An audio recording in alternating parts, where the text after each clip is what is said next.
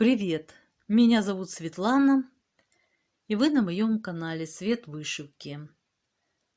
На календаре 21 июля 2022 года.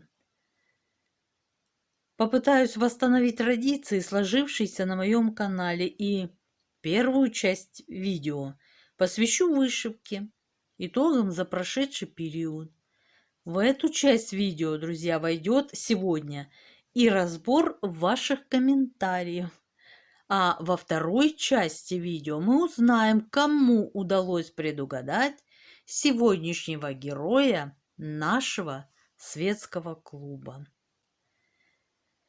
Итак, вернемся к первой части нашего видео, к вышивке. Я вышиваю картину известного итальянского художника Евгенио Эдуардо Дзампини. Сейчас, друзья, эта картина, вернее, ее маленькая копия, да, перед вами. И я хочу показать вам, какой участок картины я сейчас вышиваю, потому что на станке она у меня находится в свернутом, в завернутом виде.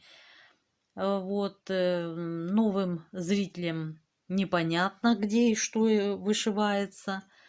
А так я обозначу границы, где мы находимся. Итак, картину мы делим по вертикали на 3 части. Каждая часть имеет свое название.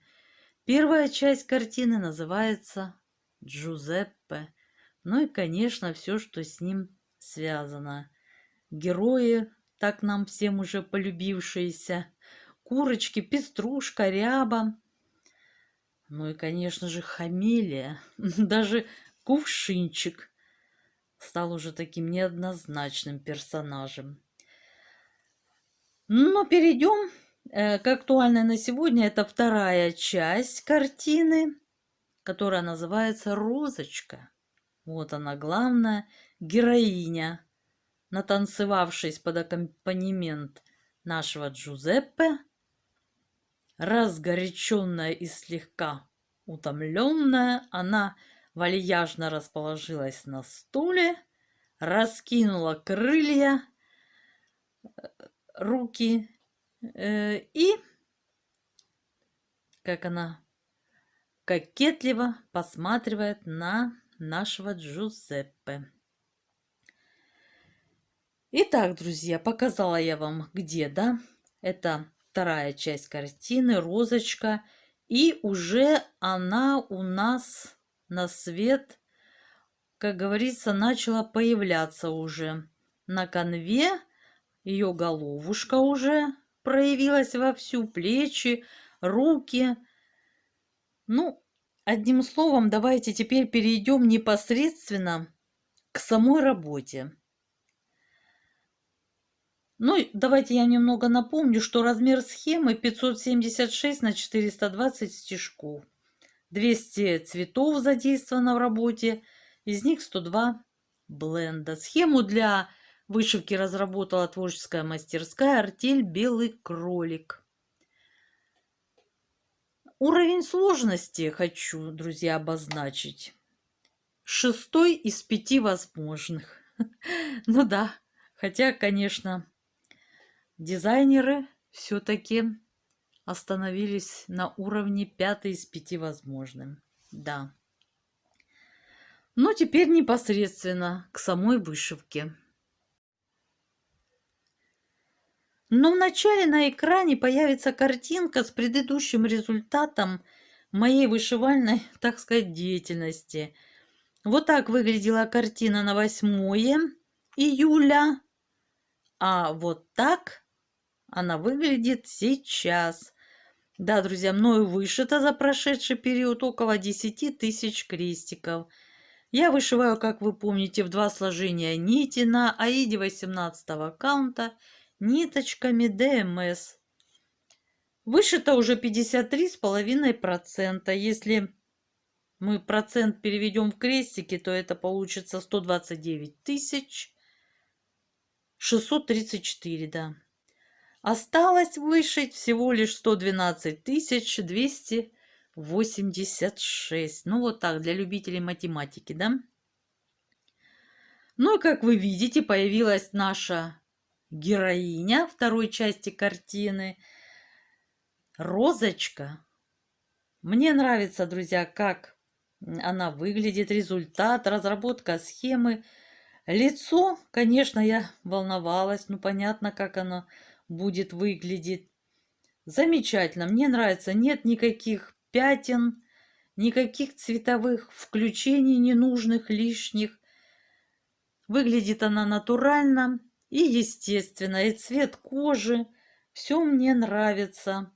Аккуратненько лицо показано, ничего в пикселе не разбилось, и ушко, и сережечка вот у нас жемчужная. Также хорошо мы понимаем, что у Розы вьющиеся волосы, прядка на лоб выбилась.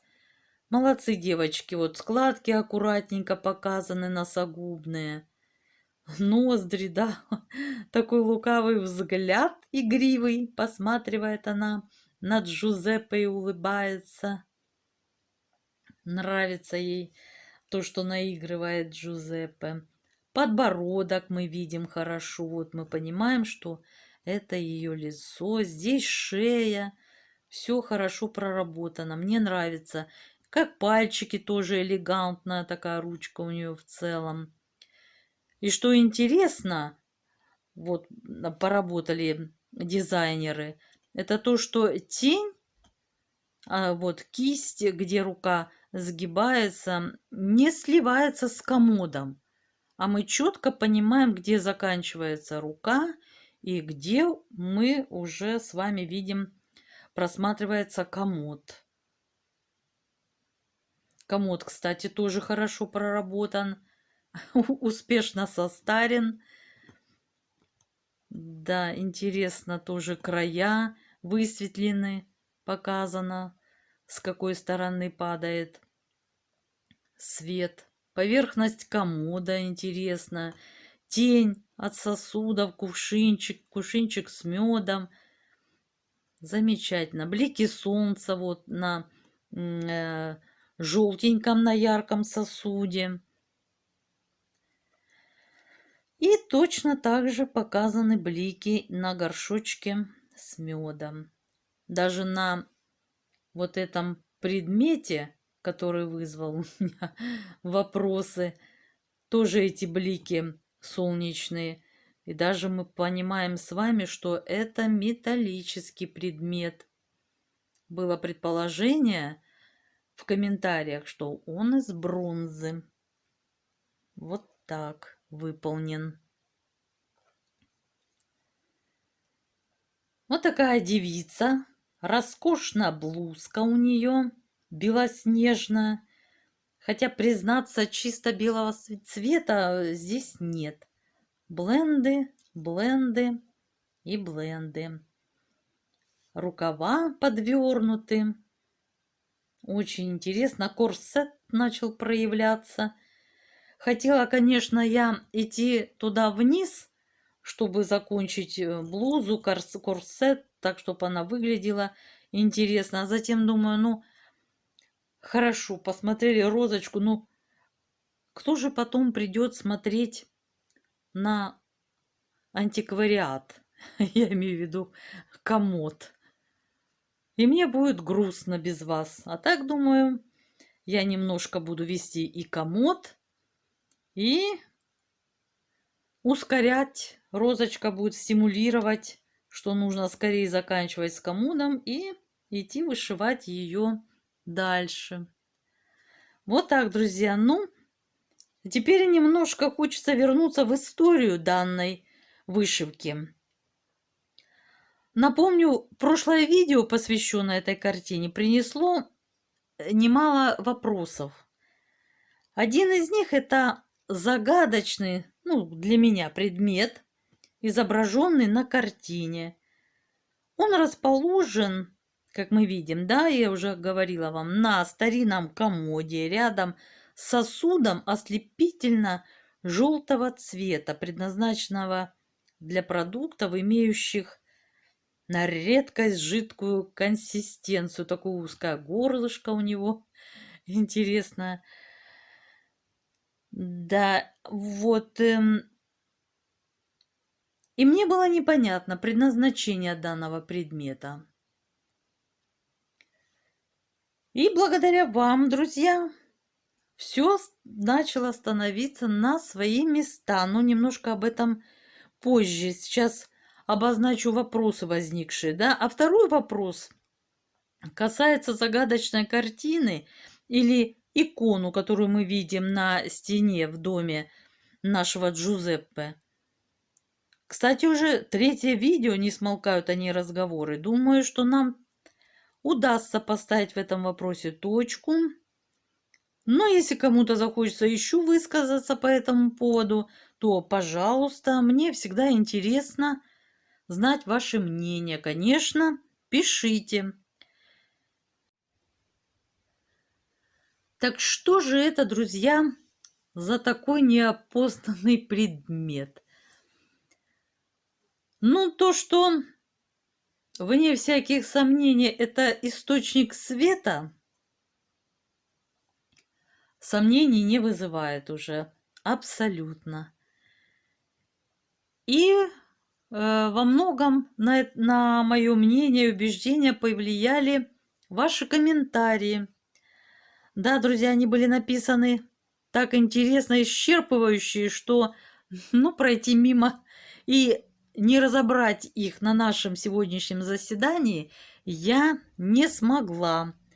Да, но вначале хочу выразить свою благодарность всем комментаторам, ну, которым, возможно, некогда было разбираться в моих вопросах, но они всегда по возможности дают знать, что рядом, и этим оказывают поддержку. Это и Людочка Джуренко, и Ольга Мищенко, и Елена Соколова, Ксюша Соколова, Елена Кудрявцева и другие девчонки. Не обижайтесь, если вдруг кого-то забуду, и Марина, Лилия Токарская.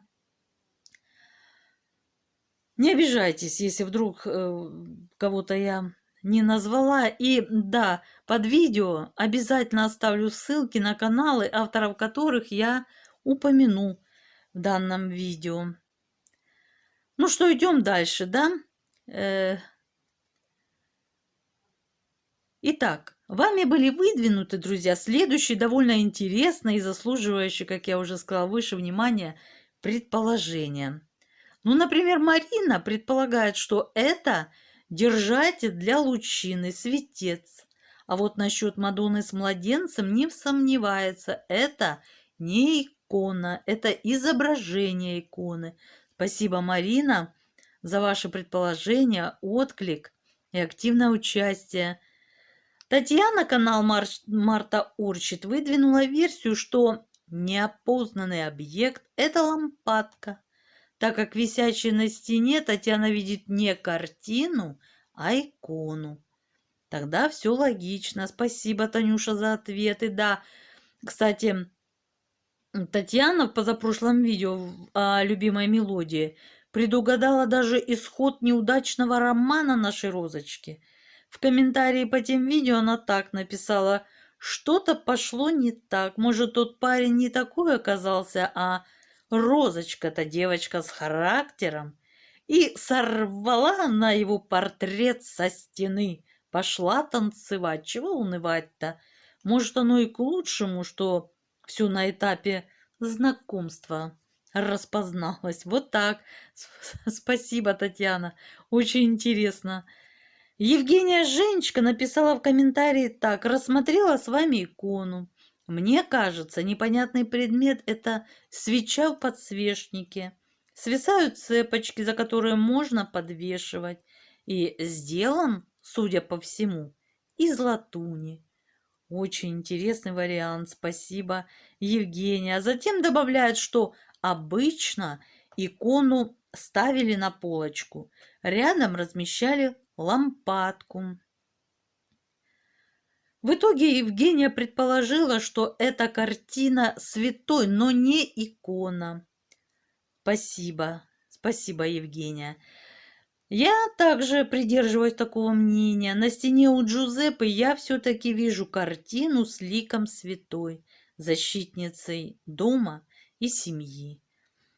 К слову сказать, Евгения планирует начать вышивать картину «Любимая мелодия». Пожелаем легкого старта, шустрой иголочки и побольше свободного времени вашему семейному вышивальному подряду. Я знаю, что у вас есть помощник в подготовке. А вот Татьяна Дальневосточница тоже высказала похожее мнение, что иконы не вешают на стены, так ей свекровь говорила, а только ставят. Поэтому вывод – это не икона, а картина. Вот так. Спасибо, Танюша. Очень интересно, Аленка Рукоделия написала. Про картину хочу высказать свое предположение. Я не думаю, что иконы располагали на кухне или в главной комнате. Это не православные люди. Я думаю, что это все-таки картина. А иконы располагали в спальне или специально отведенном месте, где в тишине и одиночестве они молились. Очень интересное высказывание. Спасибо большое за отклик. Ирина, канал Хусира Кросс-Стич. Интересный вариант предположила по объекту, что, может быть, это висит на стене маленький сосуд для благовоний. А по поводу иконы в картине сказала: ничего не бывает случайным в нашей жизни. Я помню весь ваш комментарий, совершенно с вами согласна, Ирина, спасибо. Лидия Зубкова по этому поводу написала следующее. На вышивке я думаю, что это картина. К иконам более трепетное отношение, чем просто повесить на стену рядом с сосудом и горшком для меда. Спасибо, Лидия. Ольга, канал «Секреты вышивки крестиком», тоже думает, что это картина. Вот так, друзья. Так. Очень интересно, кстати, высказалась Лариса Телегина, рукодельной истории. Она дала такие пояснения. Поискала по фото в Гугле и нашла предмет один в один. Это винтажная керосиновая лампа. Правда, о назначении этих висюлек ничего не сказано. А в картине я вижу девушку.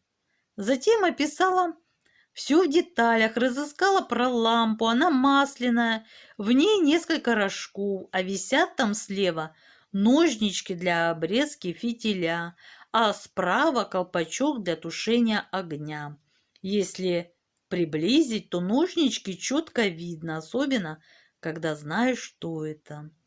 Вот, друзья, картина перед вами, мы можем рассмотреть детали. Вот как я тоже теперь рассмотрела ножнички. Вот 2 кольца висят вниз и колпачок для тушения огня. Вот здесь такое, как углубление, и им, видимо, прикрывают очаг огня и тушат.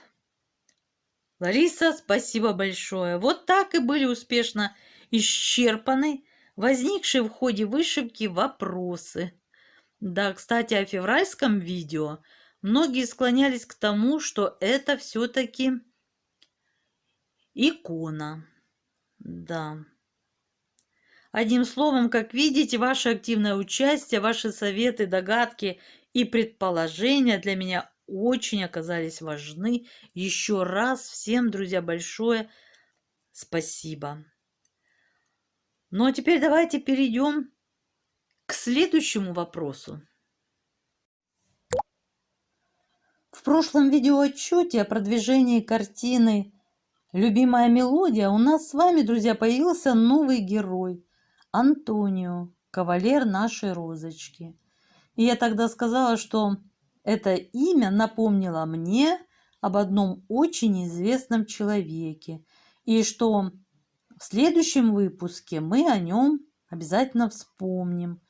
Тогда же я и предложила вам поучаствовать в своеобразной рубрике «Угадай по имени следующего гостя нашего светского клуба» и написать в комментариях свой вариант. Друзья, огромное вам спасибо за отклик, приятное общение и активное участие в жизни нашего клуба. Невероятно интересно было следить за вашими версиями. Кого-то вспомнить благодаря вам, ну а с кем-то и познакомиться, конечно. Большое вам спасибо. Ну, хотелось бы мне озвучить сейчас, какие были предложены вами варианты. Это и Антонио Бандерас, испанский актер, режиссер, продюсер и певец. От Ирины, канал Крестики Кабаченко. Друзья, если вдруг я ошибаюсь и неправильно произношу название ваших каналов, извините. Ссылки о всех авторах, которых я вспомню в видео, я обязательно оставлю под видео. Ольга Доронина написала, что, учитывая мой интерес, она предполагает, что это может быть Антонио Искрату. Антонио Искрату – приор мальтийских рыцарей в Португалии, претендовавший на португальский престол после угасания Авийской династии. Очень интересный человек. Но идем дальше. Спасибо, Ольга. Евгения Женечка вспомнила Сальваторе Антонио. Это бельгийский шансонье, итальянец по происхождению. Я права, Женечка, не ошиблась? Ирина Хусира Кростич в огромном хороводе замечательных и достойных Антонио несколько затруднительно было остановиться на каком-то одном, да, но и неудивительно. А вот Татьяне Дальневосточнице удалось совершенно точно спрогнозировать, кто будет героем данного выпуска. Да, Татьяна, спасибо. Вы совершенно правы. Это великий мастер струнных дел Антонио Страдивари.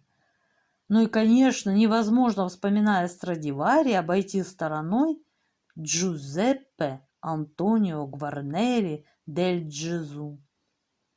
Вспомним, конечно, и Никколо Паганини.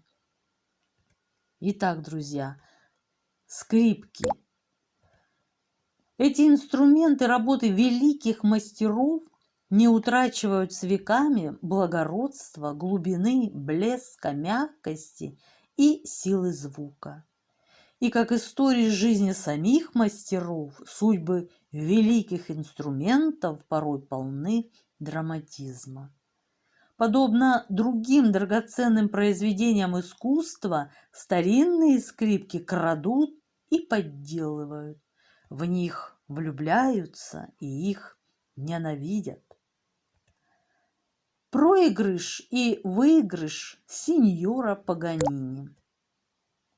Осенью 1800 года в таверну города Ливорно вошел нескладный худощавый молодой человек со скрипичным футляром в руках. За одним из столиков играли в карты. Молодой человек присоединился к игре. Ему не везло. Деньги быстро таяли, и вскоре молодой человек остался без гроша. Тогда он поставил на кон скрипку, пояснив, что она довольно дорогая. Картежники согласились, и скрипка тут же была проиграна. Молодой человек просил вернуть ее хотя бы на сутки, ссылаясь на вечерний концерт, но над ним только посмеялись. «Ты же сам ее на кон ставил, мы тебя не заставляли». Тогда к незадачливому игроку подошел пожилой француз из-за соседнего столика. «Я простой купец из Парижа», — сказал он, — «но люблю музыку и бывал на ваших концертах. Вы сеньор Никколо Паганини. Так вот, скрипка ваша не из лучших, не жалейте о ней. На вечер я дам вам другую. Ее сделал никому неизвестный мастер.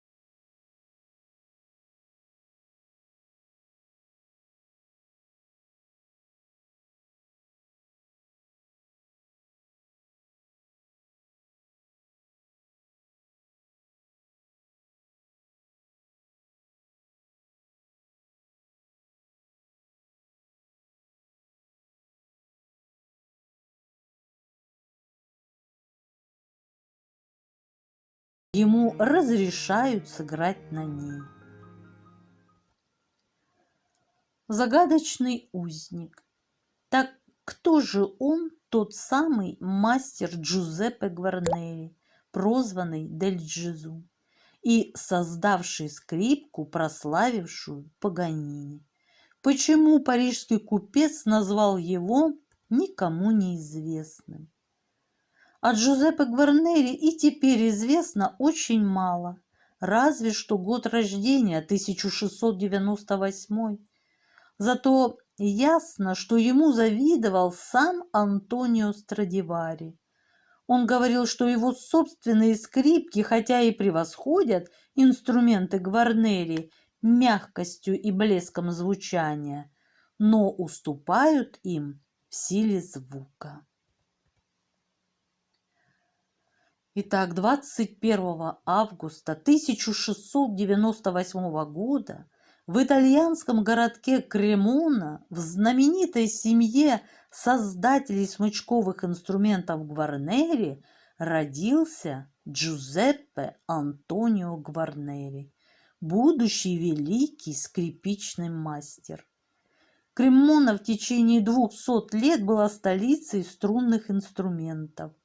Здесь работали Аматти и Страдивари. Если инструменты Страдивари отличают воздушный блестящий звук, то скрипкам Гварнери присущ голос более мощный, круглый и теплый. Джузеппе Гварнери прозвали Дель Джезу за то, что он, в отличие от других Гварнери, традиционно посвящавших свои инструменты святой Терезе, сопровождал свою подпись на скрипках значком, похожим на эмблему иезуитского монашеского ордена. Дель Джезу означает «от Иисуса». Сделать хорошую скрипку – большое искусство. Мастера комбинировали элементы из ореха, клена и лимонного дерева. Их высушивали в течение 2 лет в естественных условиях. Потом вытачивали и вручную соединяли между собой натуральными клеями. Затем на подготовленные панели наносили множество слоев натурального лака из льняного масла, прополиса, винного спирта, натурального воска и сандалового экстракта. Струны мастера делали из кишок 7-8-месячных альпийских ягнят. Гварнери был радикалом и экспериментатором. Его скрипки больше по размеру и имеют оригинальную форму. поэтому они и звучат по-другому ярко и певуче. Никто так и не может объяснить, почему голоса скрипок, сделанных Гварнери, звучат так божественно. Подражатели терпеливо разбирали уникальные скрипки, измеряли каждую часть до сотых долей дюйма и делали точную копию, но так и не смогли добиться повторения волшебства. Химики исследовали лак и дерево, и все безрезультатно. Одна из самых знаменитых скрипок Гварнери, инструмент по имени Пушка, так ее назвал игравший на ней великий скрипач Никколо Паганини за ее дальнобойность, то есть за то, что звучание этой скрипки прекрасно ощущается во всех нюансах, даже в самых, казалось бы, акустически сложных точках зрительного зала. При этом современные скрипичные мастера и эксперты, возвращенные на изысканных образцах Амати и Страдивари, не пропустили бы этот инструмент даже на первый тур конкурса. Настолько он далек от идеала скрипки по внешнему виду. Скрипку долго считали просто некрасивой и неудачной, а ее главное достоинство – звук – было оценено в полной мере лишь в XIX веке. Головка скрипки – это своеобразная визитная карточка мастера. На нее прежде всего смотрят мастера и искусствоведы. Так вот, головка пушки с точки зрения современного идеала – это монстр. Все пропорции нарушены, спираль завитка неровная, работа грубая, из-под стамески, лак спекшийся, наложенный неровно, комками. Такого пренебрежения к внешней форме не позволил бы себе ни один копиист. А для Джузеппе Гварнери это было естественно. Он был аскетом, вел монашеский образ жизни и, судя по всему, считал, что скрипке певицы голос важнее внешности. Жизнь Гварнери сложилась нелегко, и он умер в 46 лет, а его скрипкам пришлось тяжеловато. Из-за внешнего неизящества форм их не раз пытались улучшить и переделать. В итоге скрипка теряла свое звучание. Сейчас в мире осталось всего около 130 скрипок работы Гварнери. Они стоят сотни тысяч долларов. Только две из них, в том числе и скрипка Паганини, остались нетронутыми. И стоят они несколько миллионов долларов каждая. В мае 1999 года Пушку привезли в Киев. Знаменитый украинский скрипач Богодар Катарович играл концерт на легендарной скрипке в оперном театре. Вот как он отозвался о скрипке, принадлежавшей Паганини. Знаете, когда я взял скрипку Паганини в руки, первое, что почувствовал, это разочарование. Ведь обычно я играю на точной ее копии мастера Вильома. На репетиции Пушка не произвела особого впечатления, но позже на концерте она просто преобразилась. Это было необъяснимо и не обошлось без мистики. Когда я играл, то вдруг почувствовал, точно за мной кто-то разыгрывается. Чувствовал только звуки, может, это иллюзия, фантазия, но мне показалось, что за мной стоит двойник. Помните, когда Паганини изображали со скрипкой, то за ним рисовали играющего дьявола. За скрипку была уплачена беспрецедентная страховая сумма залога 4 миллиона долларов. Но истинную стоимость этого инструмента установить невозможно. Эта скрипка бесценна. Недавно из престижного музыкального училища в Кёльне была похищена одна из скрипок Гварнери. Инструмент стоимостью свыше полумиллиона долларов принадлежал одному из шведских банков и был предоставлен на прокат 22-летней скрипачке. Скрипку украли во время перерыва в репетиции, когда девушка, выйдя покурить, легкомысленно оставила ее в раздевалке. Инструмент так и не нашли.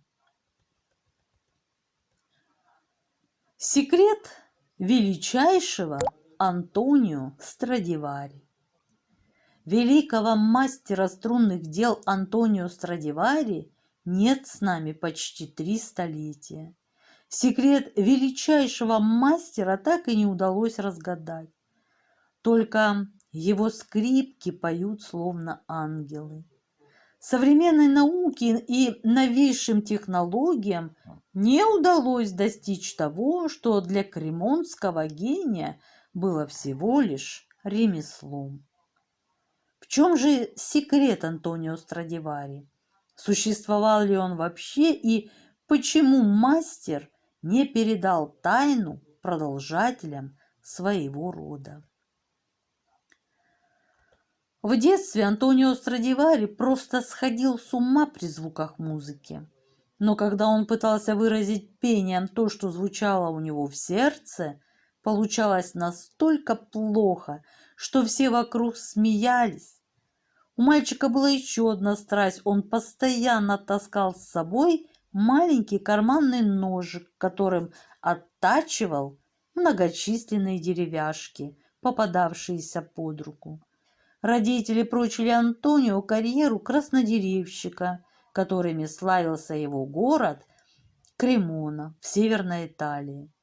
Но однажды 11-летний мальчик услышал, что Никколо Амати, лучший скрипичных дел мастер всей Италии, тоже живет в их городе. Новость не могла не вдохновить мальчугана, ведь не меньше, чем звуки человеческого голоса, Антонио обожал слушать скрипку. И он стал учеником великого мастера. Спустя годы этот итальянский мальчишка прославится как производитель самых дорогих в мире скрипок. Его изделия, которые продавались в XVII веке за 166 кремонских лир, примерно 700 современных долларов, через 300 лет будут уходить с молотка за 4-5 миллионов долларов каждая. Однако тогда, в 1655 году, Антонио был всего лишь одним из многочисленных учеников сеньора Амати, которые бесплатно работали на мастера в обмен на знания. Свою карьеру Страдивари начал с должности мальчика на побегушках. Он как ветер носился по солнечной Кремоне, доставляя многочисленные записки о Амати поставщикам дерева, мяснику или молочнику.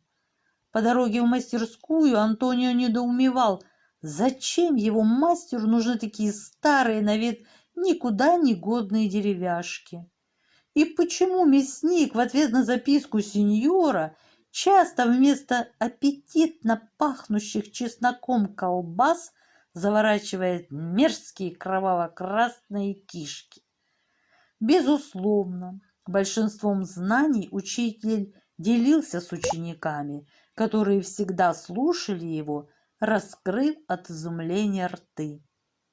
Большинством, но не всеми.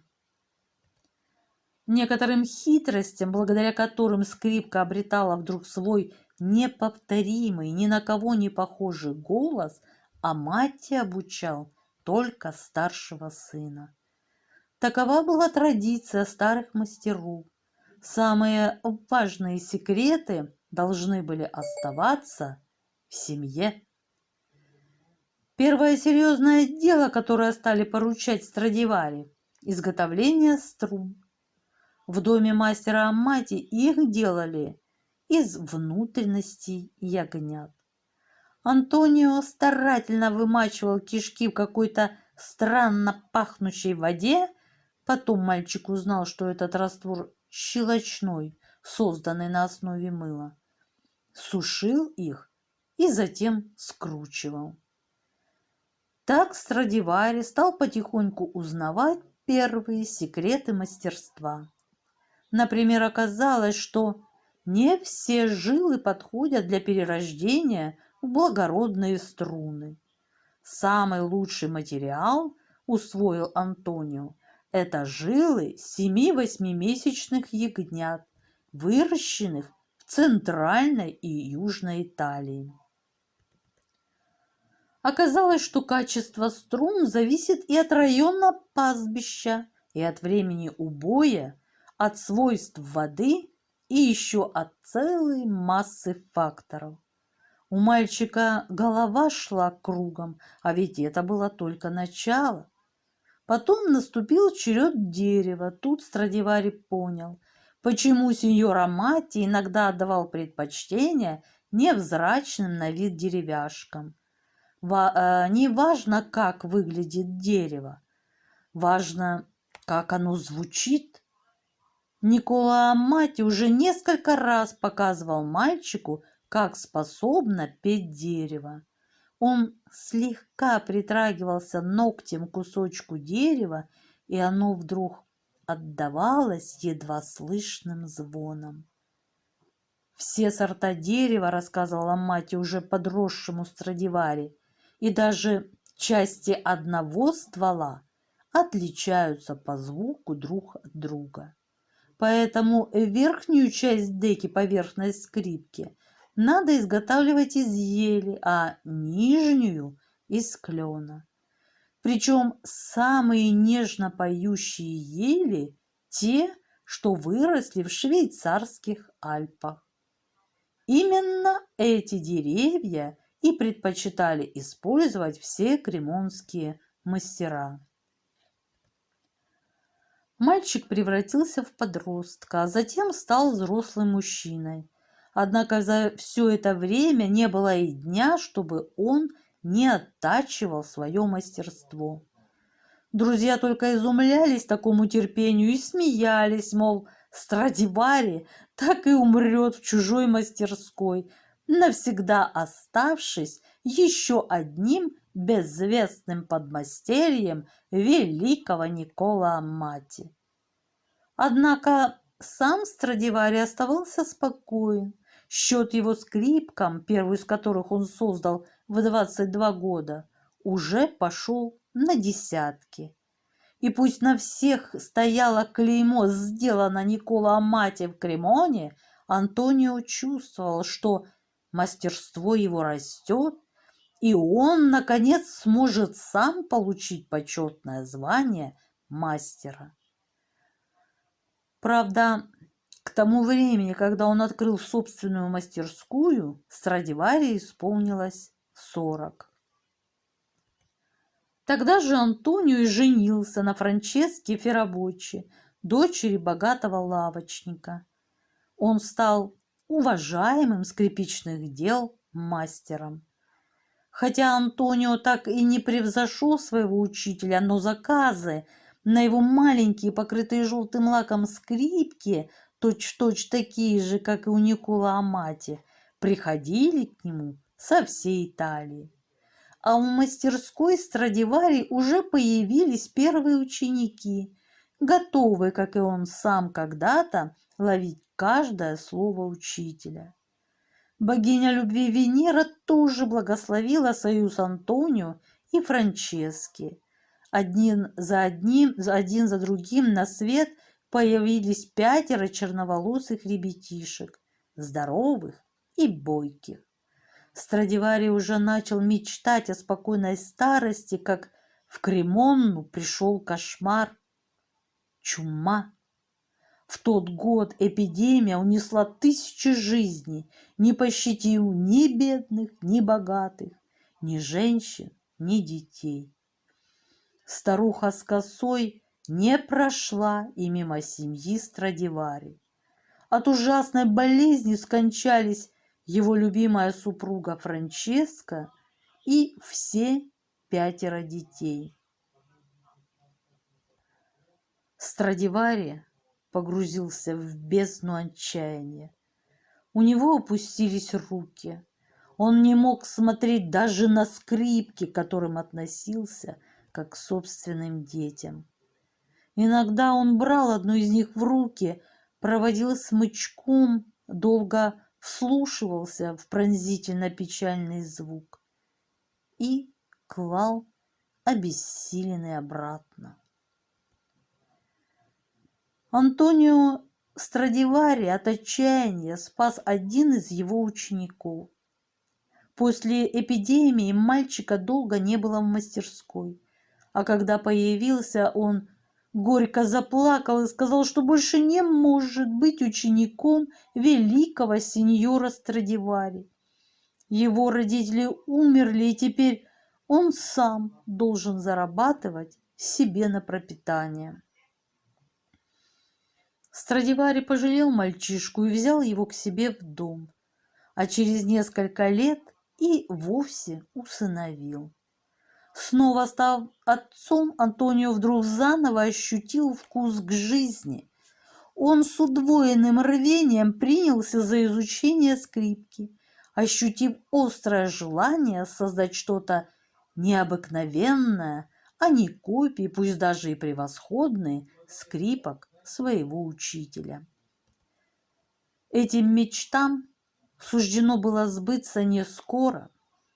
Только в возрасте 60 лет, когда большинство людей уже уходят на заслуженный отдых, Антонио разработал новую модель скрипки, которая принесла ему бессмертную славу. С этого времени у Страдивари начался золотой период. Он создал лучшие по концертным качествам инструменты и получил прозвище «Супер Страдивари». Летящий неземной звук его творений до сих пор никто не произвел. Созданные им скрипки звучали так необыкновенно, что это тут же породило множество слухов. Поговаривали, что старик продал душу дьяволу. Ведь обычный человек, пусть даже обладающий золотыми руками, не может заставить кусок дерева издавать звуки, подобные пению ангелов. Некоторые люди всерьез утверждали, что дерево, из которого сделаны несколько самых известных скрипок, это обломки Ноева ковчега. Современные ученые просто констатируют факт. Мастеру удалось придать своим скрипкам, альтам и виолончелям богатейший тембр, более высокий тон, чем у того же Амати, а также усилить звук. Вместе со славой, разлетевшейся далеко за пределы Италии, Антонио обрел и новую любовь. Он женился и снова счастливо на вдове Марии Замбелли. Мария родила ему 5 ребятишек, 2 из которых, Франческо и Амабоне, тоже стали скрипичными мастерами, но отца не смогли не только превзойти, но и повторить. О жизни великого мастера сохранилось не так много сведений, ведь поначалу он был малоинтересен летописцам. Страдивари ничем не выделялся среди других кремонских мастеров, да и человек он был замкнутый. Лишь потом, когда он прославился как супер Страдивари, его жизнь стала обрастать легендами. Но известно совершенно точно, гений был невероятным трудоголиком. Он изготавливал инструменты вплоть до самой смерти в 93 года. Считается, что всего Антонио Страдивари создал около 1100 инструментов, включая скрипки. Маэстро был поразительно продуктивен. Он выпускал по 25 скрипок в год. Для сравнения, современный активно работающий мастер, изготавливающий скрипки вручную, выпускает ежегодно всего 3-4 инструмента. Но дошли до наших дней только 630 или 650 инструментов великого мастера. Точное число неизвестно. Большинство из них – скрипки. Современные скрипки создаются при помощи самых передовых технологий и достижений физики, а звук все равно не тот. 300 лет ведутся споры о таинственном секрете Страдивари. И каждый раз ученые выдвигают все более и более фантастические версии. По одной из теорий, ноу-хау Страдивари в том, что он владел неким магическим секретом лака для скрипок, который придавал его изделиям особенное звучание. Рассказывали, что эту тайну мастер узнал в одной из аптек и усовершенствовал рецепт, добавив в лак крылышки насекомых и пыль с пола собственной мастерской. Еще одно предание гласит, что кремонский мастер готовил свои смеси из смол деревьев, росших в те времена в тирольских лесах, и вскоре начисто вырубленных. Впрочем, ученые выяснили, что лак, используемый Страдивари, ничем не отличался от того, что использовали в ту эпоху мебельщики. Многие же скрипки вообще были покрыты заново лаком при реставрации в XIX веке. Нашелся даже безумец, решившийся на святотатственный эксперимент – полностью смыть лак с одной из скрипок Страдивари. И что же? Скрипка не стала звучать хуже.